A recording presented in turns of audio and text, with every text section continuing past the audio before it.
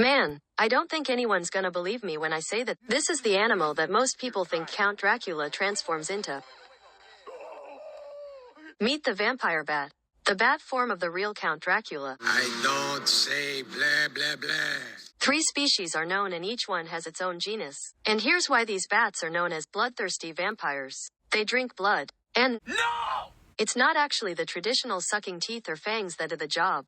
Listen, the only thing that these bloodsuckers do to drink blood is to bite off a piece of an animal's skin. And when the blood is exposed, they will be ready to drink it. And here's how. It's their tongue. No, I'm serious, guys.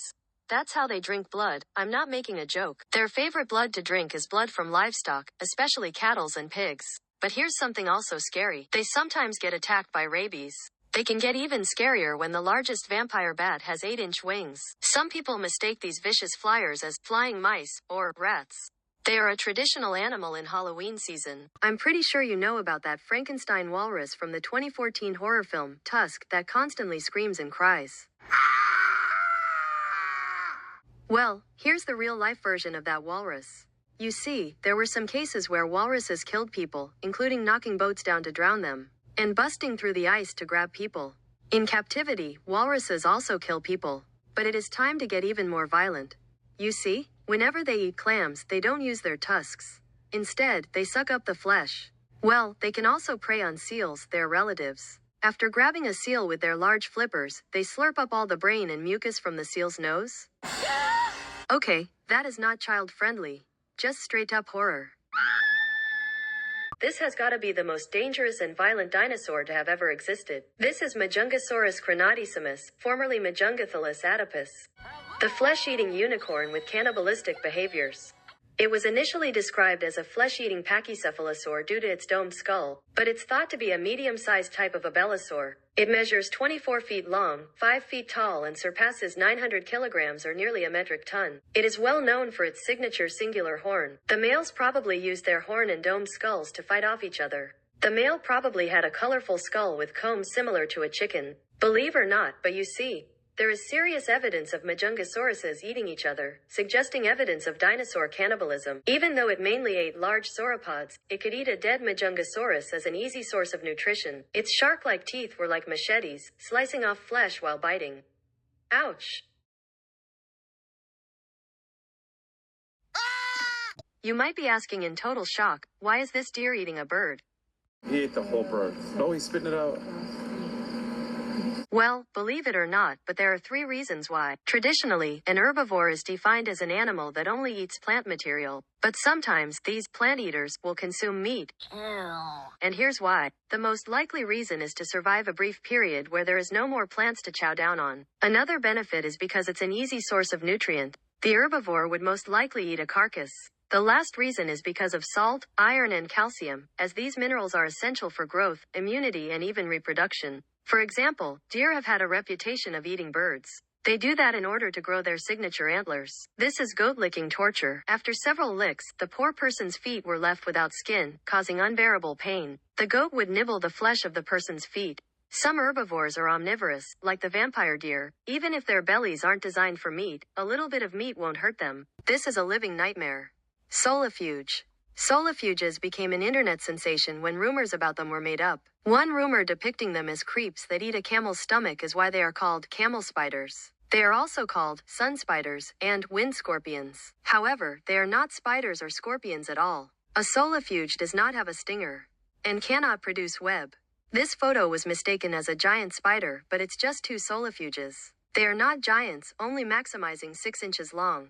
Although not venomous, their jaws are still painful. One rumor is a fact. A solifuge is a fast guy, running up to 10 miles per hour. It does chase people, but it doesn't attack. It only wants shade because it lives in a hot environment. So next time, if you see a solifuge, don't call it a spider. If you have seen the movie called Jaws, you may have seen this infamous shark attack a big boat. The shark in Jaws is a great white shark, often regarded as the deadliest fish and a man-eater. But here's the real-life version of that shark. Now, great white sharks are one of many sharks most likely to attack people. As a slice of truth, 59 people met their deaths due to great whites. And many people think that great whites are sharks that eat humans. Well, actually, great whites rarely eat humans. For the most part, they typically eat seals, sea turtles, tunas, birds, and whales, including dolphins, which sometimes attack sharks. Even other sharks and crocodilians are on the great white's food menu. Now yes, there are some cases that resemble the boat attack from Jaws, like great whites biting boats, and many attacks that occurred, sometimes ending lives. However, great whites are not really man-eaters, but they do attack people. Have you ever heard the superstition of how black cats are bad luck? Well, if not, then please listen to how Zong describes it. Today, I had the unluckiest day of my life because I saw a black cat. According to ancient myths, if you see a black cat, apparently you will get bad luck for 3 years. Well, some myths depict black cats as a sign of good luck, but have you ever been wondering why black cats are often depicted as a sign of bad luck? Well, the answer is a little bit spooky. Now apparently, it has to do with Europe, medieval Europe. See? Black cats are typically with witches and a Halloween tradition too, also depicted as a sign of death and misfortune. Many Europeans were trying to rid the streets of black cats due to mass killings.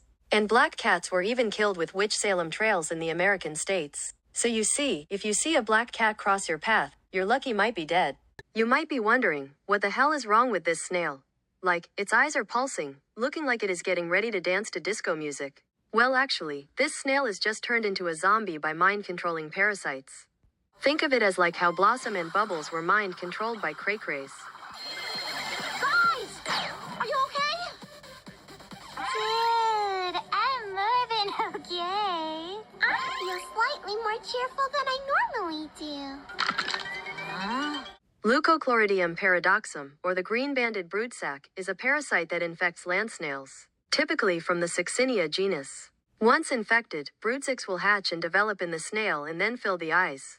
And as they pulsate, they form disco eyes. These parasites will control the snail's brain and lead it to open sunlight. This is so that birds will eat the snail because these broodsacs look similar to worms. However, the parasites will live inside the bird after the snail is eaten alive. And after the broodsacs reproduce, the bird will shit out the eggs. Ew.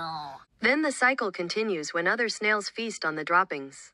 This is a rat that appears in almost every household, and most people scream in fear at the sight of this sweetie.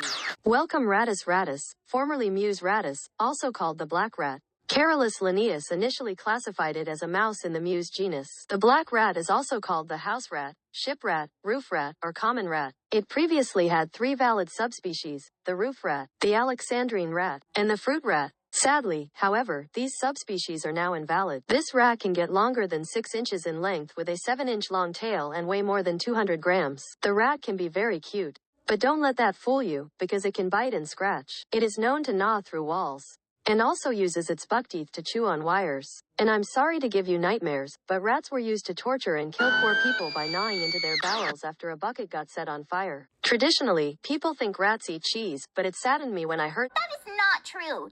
In truth, rats are more into plants than even meat.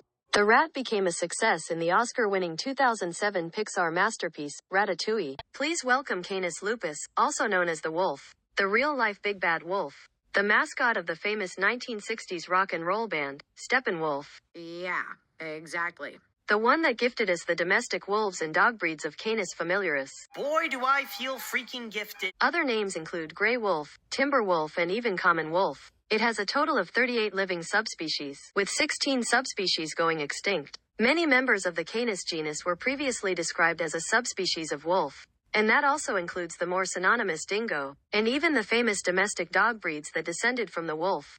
It is the biggest wild member of the Canidae family and Canina subfamily, with the smallest standing 20 inches tall and weighing 30 pounds, and the largest standing 50 inches tall and weighing 150 pounds or even 180 pounds. Many people think of wolves howling at the moon for no god-darn reason as a tradition. But that's the wrong answer, y'all. The reason why they howl is to communicate with each other.